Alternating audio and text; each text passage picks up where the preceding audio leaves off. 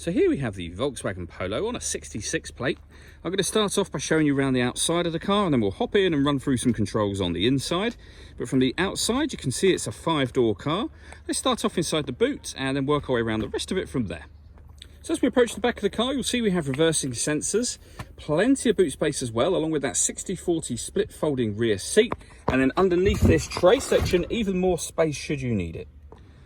Okay, so we're just going to work our way back around to the front of the car, and then we'll hop in and run through some controls on the inside. But now that we've done a full circle of it, you can see it's in excellent condition the whole way round. Just briefly before we climb in, I think it's well worth seeing the interior from this exterior point of view. There's plenty to run through on the dashboard, so let's hop in and we'll do that right now. Okay, now that we're inside the car, we're going to start with the dials. On the left-hand side, we have the rev counter, and on the right-hand side, the speedometer and fuel gauge. In the middle, you can see the total miles for this car, which is 12,216. Above that, we have a digital readout for the speedometer. The information that's displayed there can be changed using buttons on the steering wheel. So we're on the driving data menu at the moment, which is where you'll find all of the various trip computer and fuel economy information.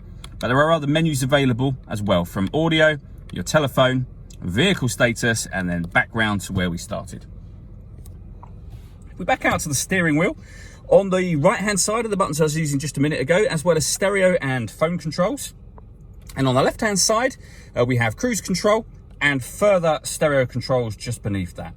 Over in the center is the stereo itself. So you have buttons on the left and right. It's also touchscreen. So we're on the radio menu at the moment. You can see there that we have DAB, FM and AM radio available to us. If you want to listen to your own music, you can do.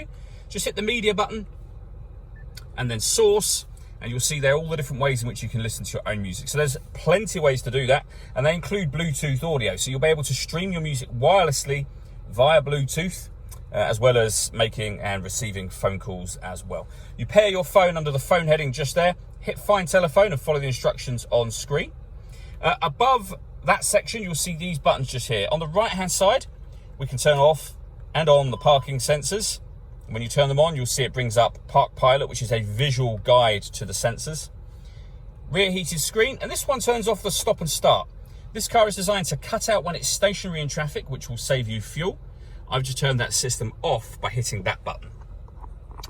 Below that, we have the air conditioning. So you can adjust the temperature, the fan speed, and the direction of the air. The air conditioning you can turn off or back on again. This button will recirculate the air that's in the car. That's a great way of heating it up or cooling it down quickly, depending on the temperature that you set, of course. At the bottom here, we have the auxiliary input underneath this cap, USB underneath that one, and a 12-volt charging socket underneath that third one, as well as a couple of cup holders just there, and then a 5-speed manual gearbox. All that leaves me to say is thank you for taking the time to watch this video. If you'd like to come and see the car in person and have a test drive, please feel free to call any of our MJA sites. We'd love to hear from you soon.